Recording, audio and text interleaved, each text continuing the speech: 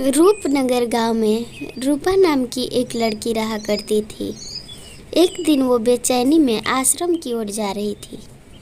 रास्ते में एक ढाबा था, वहाँ पर वो कुछ खाने के लिए रुकती, तभी उसके सामने वो लड़की आ खड़ी होती जो कि हर रोज़ उसके सपनों में आया करती थी। उस लड़की को अपने सामने देख रूपा बहुत घबरा जाती और उसे अपनी आंखों पर यकीन नहीं होता। वो लड़की उसके सामने आ खड़ा हो लगातार मदद मांगती और उससे भागने को कहती। ऐसा देख वो घबराई दबी आवाज़ में उससे पूछती, कौन हो तुम? आज तक तो मुझे सपनों में परेशान किया करती थी, आज मेरे सामने भी आ गई। आखिर क्या चाहती हो? मैंने क्या बिगाड़ा है तुम्हारा? चली जाओ यहाँ से, मत परेशान करो मुझे।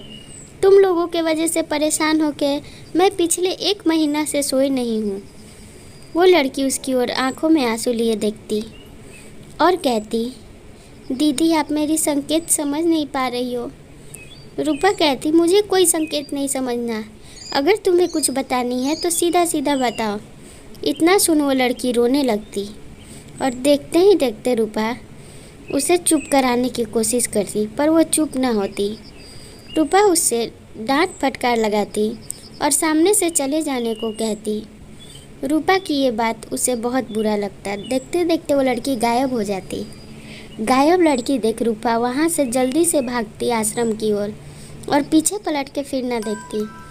आश्रम में पंडित जी कोई पाठ कर रहे थे तो रूपा वहाँ जाके घबराए थोड़ी देर सांस लेती और पंडित जी का पाठ खत्म होने का इंतज़ार करती।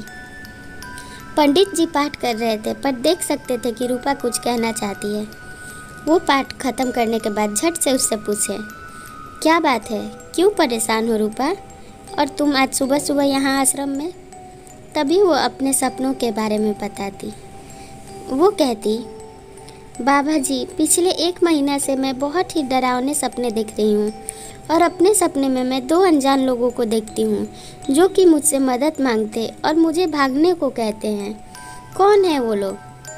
पंडित जी अपने जादुई शक्ति से उस लड़के को भी वहाँ ला खड़ा कर देते जो कि उसके सपनों में आया करता था और वही बात वो सामने आके भी कह रहा था। भाग जा रूपा, लौट जा तू, चली जा तू अपनी दुनिया में, यहाँ से भाग जा, जितना दूर हो सके तू भाग जा। मैं तेरी मदद नहीं कर पाऊँगा क्योंकि उन लोगों ने मेरी आत्मा को कैद कर दिया है, इसलिए मैं तुझे सपनों में हर रोज़ आके समझाता हूँ कि भाग जा वहाँ से। ये सब सुन रूपा हैरान हो जाती और उस लड़के को भी सामने पाके वो घबरा जाती। पंडित जी उसे समझाते कि इसे प्रणाम करो, ये तुम्हारा मृत भाई है जो कि काले जादू के वजह से मर गया है और ये तुम्हारी मदद करना चाहता है, ये तुम्हारा बुरा नहीं चाहता। गलती तुम्हारी सौतेली माँ में है। सौतेली माँ का शब्द सुन रूपा चकित रह जाती।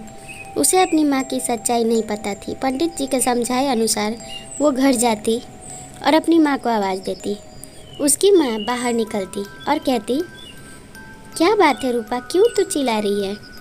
तभी अपनी माँ से कहती, माँ बहुत हो गया प्यार से बात, अपनी सच्चाई बताओ, कौन हो आप? क्या आप मेरी सौतेली माँ हो? लोग मुझसे कहते हैं। तभी उसकी माँ कहती, लोग तो हमसे जलते हैं, चल जल्दी, फ़ोन आया है शहर से, तेरा एक आज वहाँ पे पार्टी में प्रोग्राम है, तुझे डांस करना होगा बेटा, इतना सज धज के तू गांव में क्यों घूम रही हो? अब रूपा समझ जाती कि उसकी सौतेली माँ सिर्फ उसे इस्तेमाल किया करती थी, शहर की ओर ले जाती और उसे डांस करा के पैसे कमाती थी। अब उसकी सच्चाई सामने आ गई। यही नहीं, रूपा की आज जान भी जाने वाली थी। उसकी माँ ने उसकी जान की सौदा कर दी थी, इसलिए उसका भाई सपनों में हर रोज़ आके समझाता अपने सपनों के बारे में और आश्रम पे घटी घटना के बारे में वो अपनी माँ को बताती।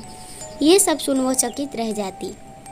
रूपा उससे कहती, आप निकल जाओ मेरे घर से, वरना मैं अभी पुलिस को फ़ोन करके आपकी सारी सच्चाई बताऊंगी और अगर पुलिस मेरी बात पर यकीन नहीं करेगी तो मेरा मरा हुआ भाई अभी प्रकट हो सकता है। पंडित जी ने उसे आपके चंगुल से आज़ाद कर दिया है। आपने उसे जादुई तंत्र विद्या से मार के कैद कर दिया था, अब वो आज़ाद हो चुका है। ये सब सुन उसकी सौतेली माँ अपनी जान बचा के वो घर छोड़ के चली जाती। फिर रूपा चैन से रहने लगती। ऐसी कहानी के लिए चैनल सब्सक्राइब कर वीडियो को एक लाइक ज़रूर करें।